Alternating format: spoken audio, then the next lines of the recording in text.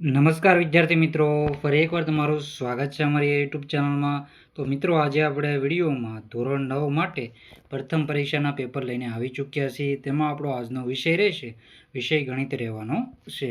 Total marks એટલે કુલ ગુણ થશે. કુલ ગુણ કેટલા? 50 ગુણનું પેપર રહેશે અને સમય મિત્રો જે તમારે આપ્યો હોય તે.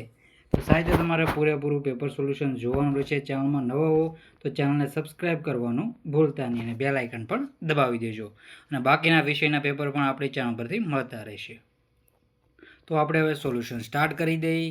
તો જોઈ તો નીચે આપેલા બહુ વિકલ્પવાળા પ્રશ્નો માટે સાચો વિકલ્પ પસંદ કરી જવાબ લખો.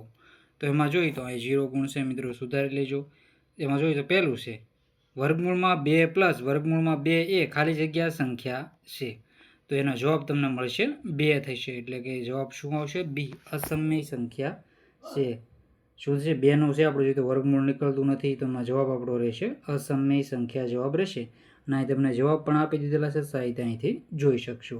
બીજા નંબરનો ક્વેશ્ચન છે નીચેના પૈકી ખાલી જગ્યા સમય સંખ્યા છે. તો નીચેના પૈકી સમય સંખ્યા કઈ છે? તેમાં આપણો આન્સર રહેશે 0.333. આપણે જોઈએ તો એ આપણો જવાબ રહેશે. તો આ જવાબ રહેશે. બાકી વર્ગમૂળમાં 6 એનો વર્ગમૂળ ન નીકળે. પાય છે અસમય સંખ્યા છે. અને 2 1/3 એ પણ અસમય સંખ્યા રહેશે. ત્રીજા નંબરનો ક્વેશ્ચન છે સૌથી નાની પૂર્ણ સંખ્યા છે. તો સૌથી નાની પૂર્ણ સંખ્યા થશે 0. સૌથી નાની પ્રાકૃતિક સંખ્યા કઈ? તો 1. સૌથી મોટી પૂર્ણ સંખ્યા અને સૌથી મોટી પ્રાકૃતિક સંખ્યા આપણે મેળવી શકતા નથી. અસંખ્ય સંખ્યાઓ છે એટલા માટે અનંત. પછી છે ચોથા નંબરનો ક્વેશ્ચન વર્ગમૂળમાં 9 + 7 એ સંખ્યા છે. તો એમાં આપણો જવાબ આવશે એ સમય સંખ્યા રહેશે. કેમ કે જો આવી રીતે વર્ગમૂળમાં 9 + 7 છે તો આ બંનેનો સરવાળો વર્ગમૂળમાં 16 થશે અને 16નું વર્ગમૂળ થશે મિત્રો 4. તો જવાબ મળશે તમને. આવી રીતે તમારે જવાબ કરી લેવાનો રહેશે.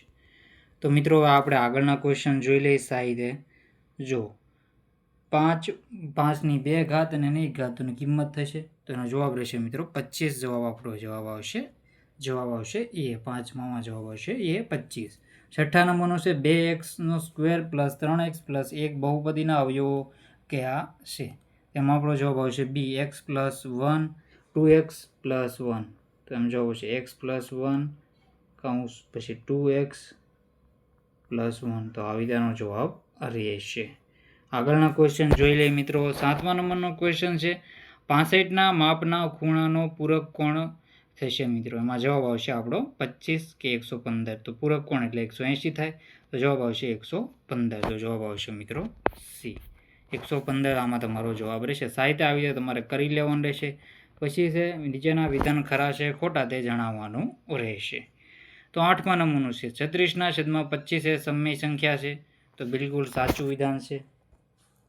કેમ કે 36નું વર્ગમૂળ નીકળશે 6 અને 25નું વર્ગમૂળ નીકળશે 5. તો 6/5 વર્ગમૂળ કાઢી નાખીએ એટલે આપણે ખાલી એમનામ વધશે. તો આ વિધાનનો જવાબ રહેશે.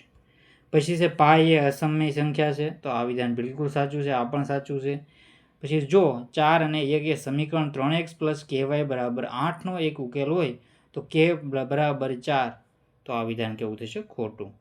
પછી છે 2 રેખાઓમાં ફક્ત એક જ બિંદુ સામાન્ય હોય તો તે 2 રેખાઓનો સમપાતી હોય છે. તો આ પણ ખોટું છે. આપેલ બિંદુમાંથી ફક્ત એક જ રેખા પસાર થાય છે. તો આ વિધાન પણ ખોટું છે. તો 13મા નંબરનું છે 72ના ખૂણાના કોટિકોણનું માપ 108 છે. તો આ વિધાન પણ કેવું છે? ખોટું છે. પછી છે નીચેના પ્રશ્નોના ટૂંકમાં ગણતરી કરી જવાબ લખો.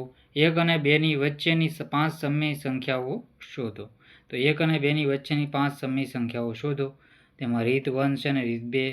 તો આવી રીતે તમે સાહિત્યનો જવાબ તમારે જાતે કરી લેવાનો રહેશે. આ જવાબ જ છે મિત્રો.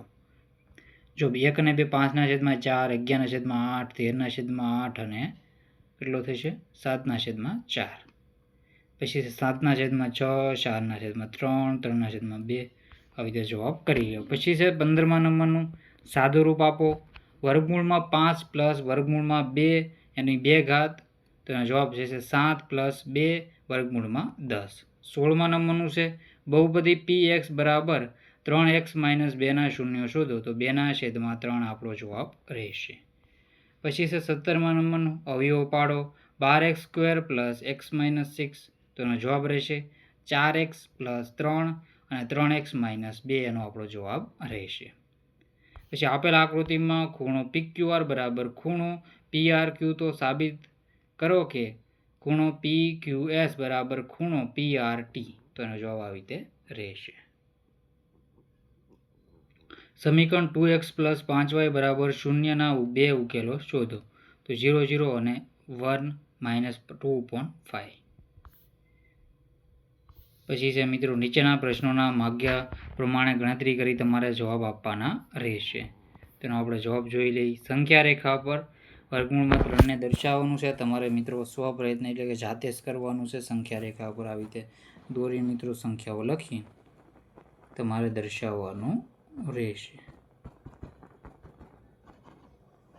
તો પછી આપણે આગળના ક્વેશ્ચન જોઈ લઈએ. હવે 21મા નંબર છે, નીચેના વિધાનો સત્ય છે કે અસત્ય, કારણ સહિત ઉત્તર આપો. દરેક પૂર્ણ સંખ્યા એ પ્રાકૃતિક સંખ્યા છે. દરેક પૂર્ણાંક એ સમય સંખ્યા છે. દરેક સમય સંખ્યા એ પૂર્ણાંક છે. તો નીચેના વિધાનો સત્ય છે કે અસત્ય, કારણ સહિત ઉત્તર આપવાના રહેશે. દરેક પૂર્ણ સંખ્યા એ પ્રાકૃતિક સંખ્યા છે. દરેક પૂર્ણાંક એ સમય સંખ્યા છે અને દરેક સમય સંખ્યા એ પૂર્ણાંક છે. તેનો આન્સર છે આ પહેલું વિધાન છે એ અસત્ય છે, કારણ કે 0 એ પૂર્ણ સંખ્યા છે પરંતુ પ્રાકૃતિક સંખ્યા નથી. તો દરેક પૂર્ણ સંખ્યા એ આપણે જોઈએ દરેક પૂર્ણ સંખ્યા છે પ્રાકૃતિક સંખ્યા ન હોય, પણ દરેક પ્રાકૃતિક સંખ્યા છે ઉલટું હોય તો સાચું પડી જતું. દરેક પૂર્ણાંક એ સમય સંખ્યા છે, તો આ વિધાન સત્ય છે, કારણ કે દરેક પૂર્ણાંક એમને m1ના સ્વરૂપમાં લખી શકાય છે અને તેથી તે સમય સંખ્યા છે. આ વિધાન અસત્ય છે, કારણ કે 3/5 છે સમય સંખ્યા છે પરંતુ પૂર્ણાંક નથી. તો આ અસત્ય છે. કેવું છે? અસત્ય. પછી છે અવયવ પાડો. 3x3 plus 14x2 minus 7x minus 10, તો અવયવ પડશે આવી રીતે x માઇનસ 1 x પ્લસ 5 અને 3x પ્લસ 2, તો આવી રીતેનો જવાબ રહેશે. પછી છે અવયવ પાડો. 8a3 plus 27b3 plus 36a² plus 1 એનો સ્ક્વેર b ગુણ્યા b પ્લસ 54ab², તો અવયવ પડશે આવી રીતે 2a plus 3b 2a plus 3b 2a plus 3b. જો અહીંયા 2 બનશે. 8 એટલે 2, પછી 27નું એટલે 3, 36ની 2 ઘાત એટલે 6 અને 54ની એટલે તમે આ રીતે કરી શકો. પછી છે 54 એટલે 6 ગુણ્યા 9. નીચે આપણે આકૃતિમાં જોઈ તો આપણે આકૃતિમાં શું છે? L અને Mની છેદિકા T છે. જો ખૂણો APQ બરાબર 72 અને ખૂણો DQF બરાબર 108 હોય તો સાબિત કરો. તો સાબિત કરવાનું રહેશે.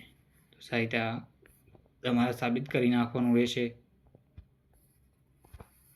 પછી છે નીચે પ્રશ્નોના માગ્યા પ્રમાણે ગણતરી કરી જવાબ આપવાના છે. તો સાહિત્ય તમારે જવાબ જો 72નો સ્ક્વેર છે કેટલો થશે? 72નો સ્ક્વેર છે તો કેટલો થશે? 5184. જો 7નો વર્ગ 49 અને 2નો વર્ગ 04, પછી 72 ગુણ્યા તમારે 2 કરી નાખશો તો કેટલા થશે? 144. તો અહીં તમે 144 મૂકી શકો આવી રીતે. પછી અહીં 4 4 જે આવી રીતે મૂકી શકો અને પછી આ 9ને 4 એવી રીતે તમે ગણતરી કરીને કરી શકો છો. આગળથી પણ મૂકી શકો, તમને જવાબ મળી જશે.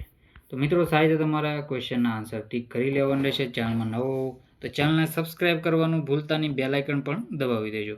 તો મિત્રો વિડીયોને એન્ડ કરીએ છીએ. જય હિન્દ, જય ભારત.